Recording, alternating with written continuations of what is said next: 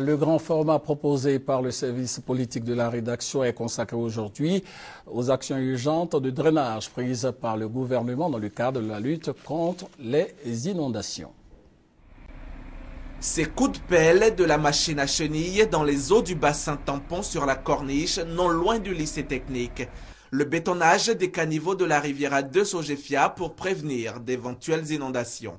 L'ONAD, l'Office national de l'assainissement et du drainage, est à pied d'œuvre pour lutter de façon urgente contre les inondations causées par les pluies dans la capitale économique ivoirienne. C'est parce que les eaux ne sont pas canalisées qu'au sortir de l'ouvrage, ils s'éparpillent et donc créent des inondations. Des actions de ce genre ont lieu simultanément dans toutes les 13 communes du district d'Abidjan. Zoom sur les sites critiques. D'abord, le carrefour de l'Indénié où l'ONAD procède actuellement à la maintenance des ouvrages. Lorsqu'il pleut, la pluie charrie les sables et les ordures qui viennent boucher les bassins qui étaient prévus pour retenir un volume d'eau. Donc lorsque ce volume-là est rempli par du sable, l'eau ne pouvant plus rester, déborde pour aller sur la route. Il y a quelques jours, ici à la Riviera 3, l'eau de ruissellement avait atteint une hauteur d'1,50 m.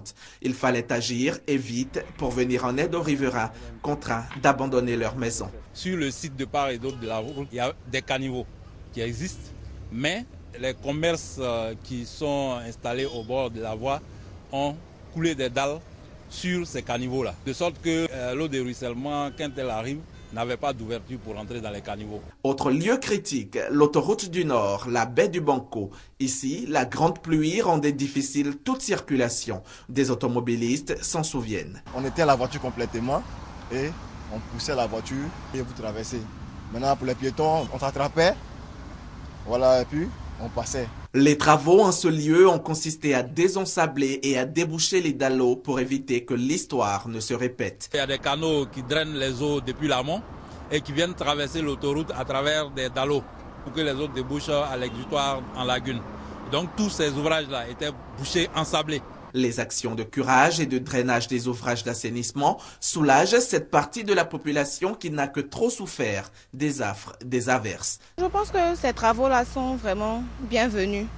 Parce qu'avec cette saison de pluie-là, quand il commence à pleuvoir, l'eau monte jusqu'au niveau des genoux. Je pense que c'est une très bonne chose parce que dans la mesure où ça va permettre aux riverains de vivre beaucoup plus à l'aise. Toutes ces actions s'inscrivent dans le cadre d'un projet d'urgence dénommé Travaux pré-saison, doté d'une enveloppe d'1 milliard de francs CFA. Une dizaine d'entreprises sélectionnées par appel d'offres disposent d'un délai d'une quinzaine de jours, voire d'un mois pour évacuer les eaux qui sont dans les rues et surtout à éviter de prochaines inondations. Nous avons confié les travaux de curage des ouvrages au niveau du Banco à une entreprise.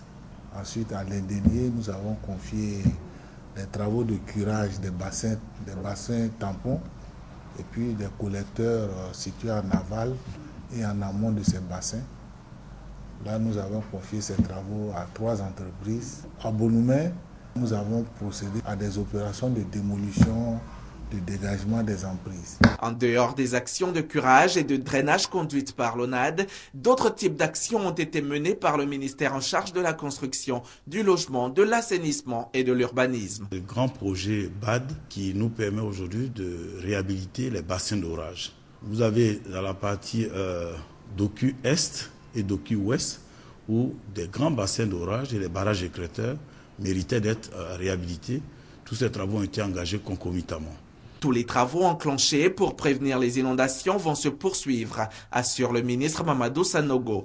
Il lance toutefois un appel aux populations vivant sur les sites à risque, vivement qu'elles quittent ces lieux. Elles ne seront pas laissées pour compte. Nous allons procéder à une démolition de ces sites à risque.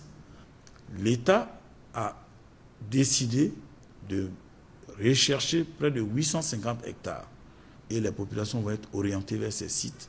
Quant aux propriétaires de maisons dans ces quartiers précaires, eux, sont dans le viseur de la justice. Pendant que les propriétaires habitent des quartiers de bon standing, ils vont réaliser ces bâtiments dans les bas-fonds et tous les mois, ils vont récupérer des loyers.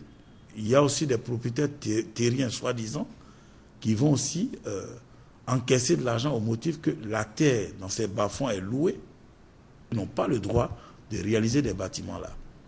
23 morts et des dégâts matériels considérables non encore évalués pour cette saison des pluies.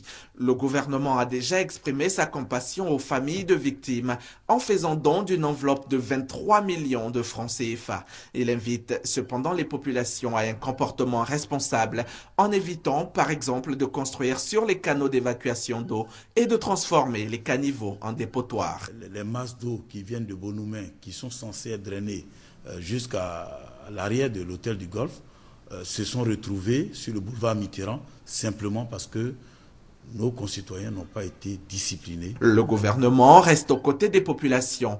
Pour les éventuels cas de sinistre, 2 lignes vertes sont ouvertes, le 48 60 39 99 et le 59 42 37 35.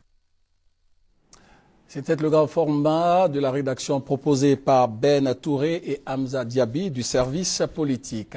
Et suite aux inondations constatées dans les zones industrielles et en raison des pluies diluviennes qui s'abattent sur la ville d'Abidjan, les ministres chargés des mines, de la construction et de l'urbanisme seront demain dans la zone industrielle de Yopougon dans le cadre de l'application des mesures urgentes.